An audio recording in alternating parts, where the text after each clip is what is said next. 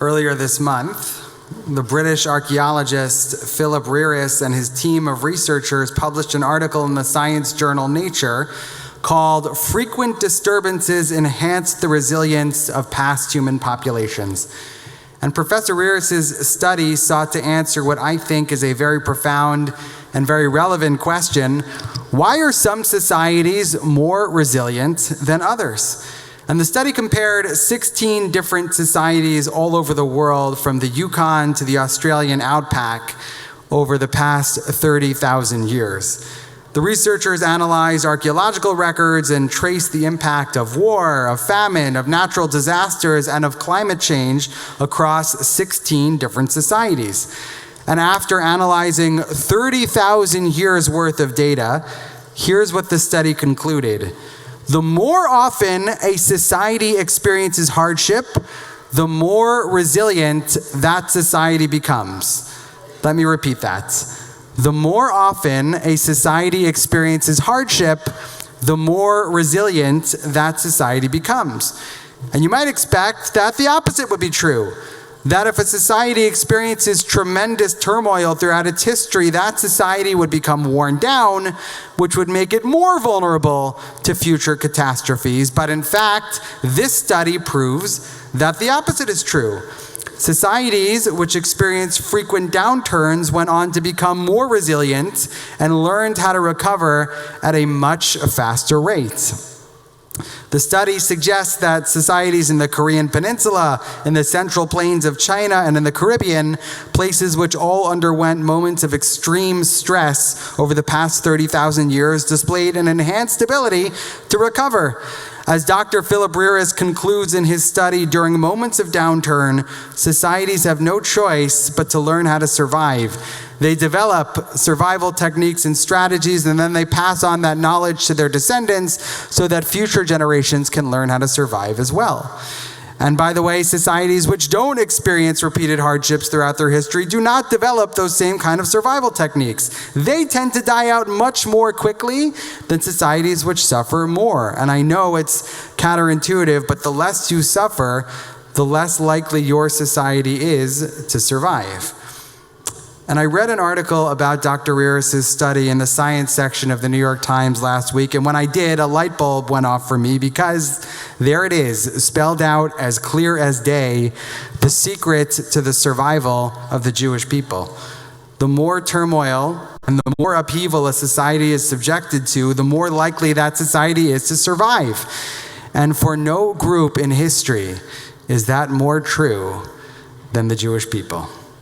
Consider the destruction of both temples, the first temple by the Babylonians and the second temple by the Romans.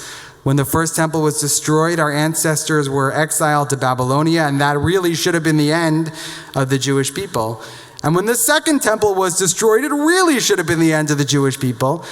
But it wasn't. We adapted. We evolved. We developed new ways to worship and study that were not reliant upon the temple in Jerusalem.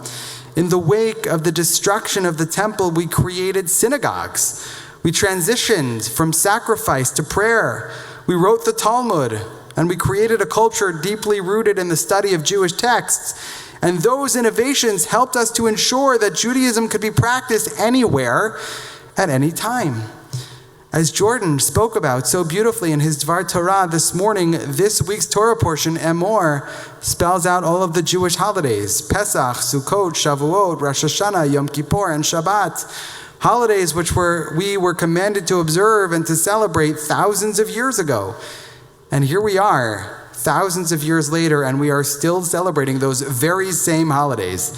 And the Babylonians and the Romans, by the way, people who suffered far less than we did, they're not celebrating their holidays anymore. We still are. And of course, that same sense of resilience has defined the modern Jewish story.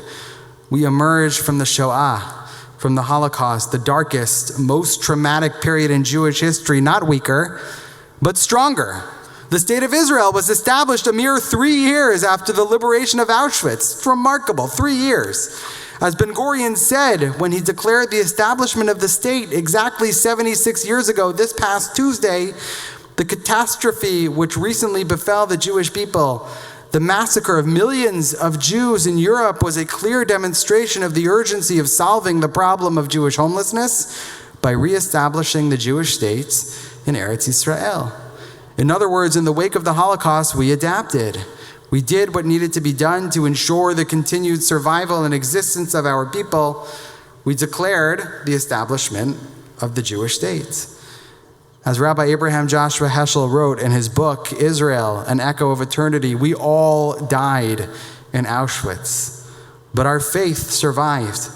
We knew that to repudiate God would be to continue the Holocaust. So we did not blaspheme, we built. At that moment in history, we saw the beginning of a new awakening. The Jewish people really should have been included in Philip Reris's study because we are the best possible case study to prove his point. The more often that Jews experience trauma and hardship, the more resilient we become. The destruction of the temple, the Holocaust, October 7th, those experiences have only made us stronger and more resilient, the precise opposite of exactly what they were intended to do. This morning's Torah portion contains not only the cycle of the Jewish holidays, but it also contains the mitzvah, the commandment to light the Ner Tamid, the eternal flame, which can be found in every synagogue in the world.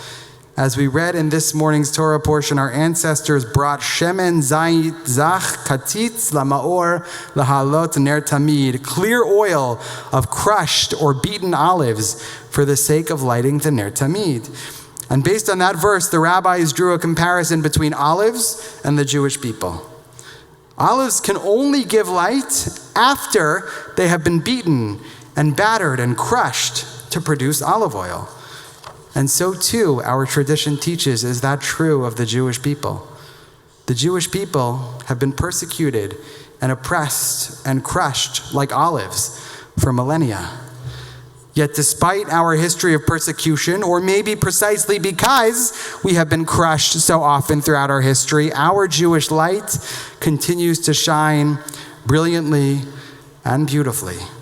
And as this morning's Torah portion teaches us, it will continue to shine eternally. Shabbat Shalom.